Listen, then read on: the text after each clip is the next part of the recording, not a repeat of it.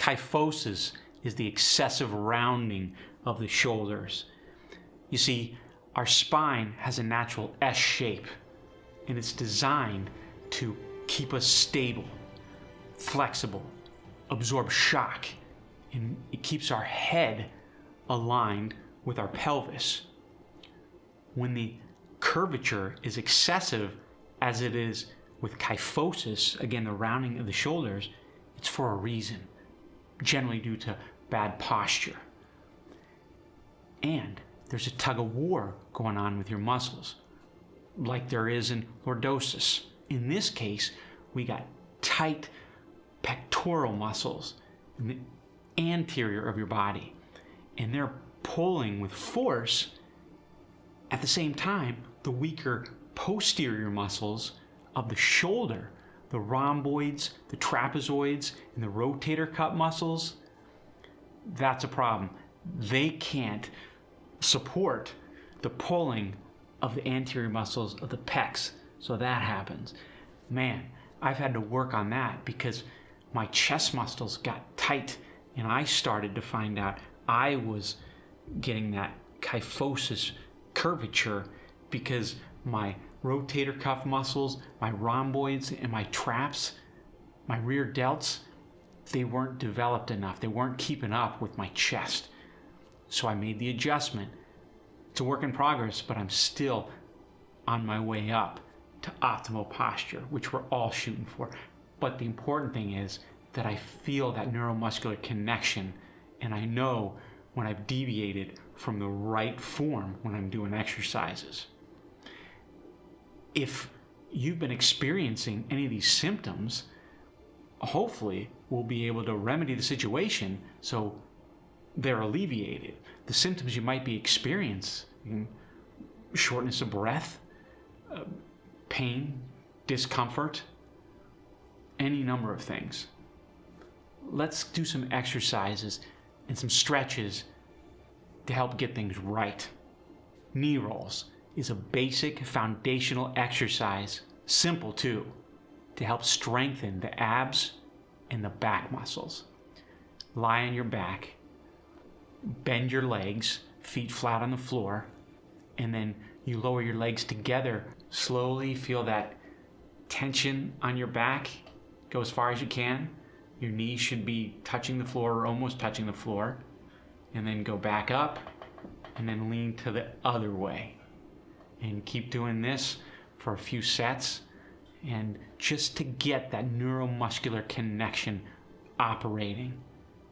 Might feel tense or uncomfortable at first, but doing this regularly, again, it's the repetitive nature of all these exercises that's going to set things right. So stick with it and do what feels comfortable. For pelvic tilting, you can remain in that same position. You're lying on the floor, flat on your back, and you're going to slowly arch your back, keeping your glutes and your upper back firmly on the ground. Raise it and then lower it. Raise it and lower it back down. As you do it, you're breathing in on the way up, out on the way down. Push that belly button into the ground. Breathe in on the way up, breathe out on the way down. And keep doing that. Again, doing this on a regular basis will help that neuromuscular connection and also assist you in doing movements properly and being aware of when you're activating the right muscles, the abdominal muscles, the lumbar spine muscle, the erector spinae. Keeping foundational exercises like this as you progress upward into lifting weights in the gym, or playing a sport, or sprinting, or performing power movements. The fact that you're engaging these muscles now in these simple exercises will help you be more conscious of them when you're doing your activity at explosive rates, and it'll help keep you safe. And you readjust when you feel like you're doing those movements and you're like, oh my gosh, my abs aren't engaged, and then pretty soon it becomes second nature. But again, keep these foundational exercises in your regimen and revisit them so you maintain that foundation. A couple foundational exercises to help strengthen those posterior back muscles and the rear delts. We'll start with the band pull apart. You got a resistance band and you hold it out in front of you, and then you're gonna pull back on it. Feel your scapulas getting pinched together. Hold and slowly return to the starting spot. Now you do however many sets feels comfortable, maybe 3 sets of 10, and of course you adjust the weight to what's suitable for you. But again, this is really focusing on your rear delts, your traps, and your rhomboids. Another great foundational exercise you can also do with these bands. We're going to graduate to weights soon enough, but this one, you attach your band to a stationary object, and then you're going to do the basic row. So you extend your arms, and you're going to bring your shoulders back and down. Remember, get in the habit of always retracting your shoulders and bringing them down. And then you're just going to do that rowing motion. You're going to pull back, feel the tension, the whole range of motion in your rear delts, your traps, and your rhomboids. And trust me, you'll get used to feeling where the tension should be. So many people go years without focusing the tension on the right spot. So they'll have muscles recruited to help, and the muscles that you want to work aren't getting the full tension that they rightly deserve so they can fulfill their roles that they're supposed to fulfill.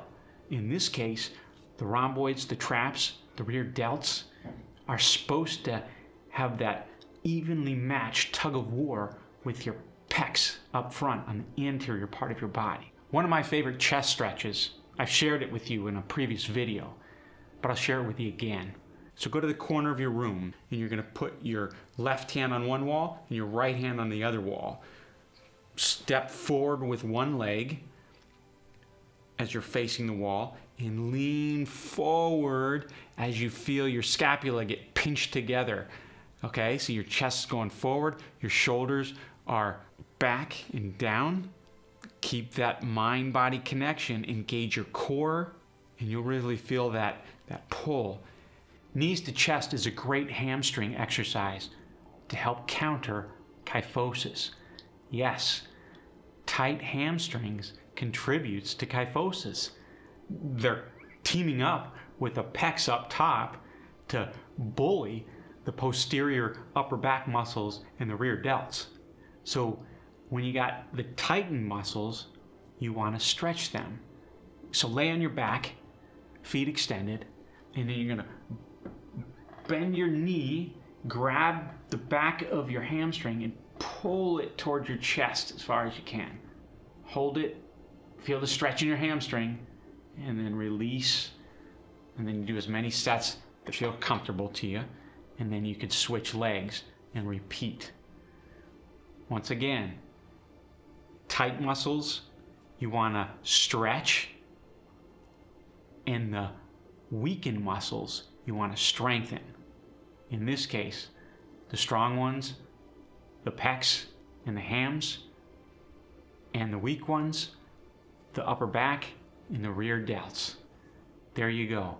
You've got some tools to help you counter kyphosis and get your body working optimally and bring back the natural curvature of your spine so you can perform the exercises as they're supposed to be performed. How do you maintain healthy posture to counter kyphosis when you're sitting? Here's the scenario. You're at the computer desk. You want your knees to be at a 90-degree angle, feet flat on the floor. If that's not possible with the chair you're using, adjust the chair or put a footstool so you can rest your feet on it so they're 90 degrees. And your arms, your elbows, should be bent at 90 degrees to about 120 degrees and close to your body, your elbows that is, and your shoulders are relaxed. Not overly slouched over, obviously, and not overly back. Otherwise, it gets awkward. All right, but you're relaxed. And occasionally you take breaks because, as I'm sure you've experienced, if you sit in one position too long, you notice you start getting tense and your posture starts getting compromised. How do you maintain healthy posture when you're standing? Here's a general rule of thumb. Stand with confidence. So often, we might not even realize it. We're leaning to one side or the other. We're slouching. Stand upright. Chest out, shoulders back and down, right? Extend your neck. You're looking straight. Your feet are shoulder width apart, roughly. And the bulk of your weight is on the balls of your feet. Remember? The balls of your feet. Right there. All right, that's where you want to put your weight.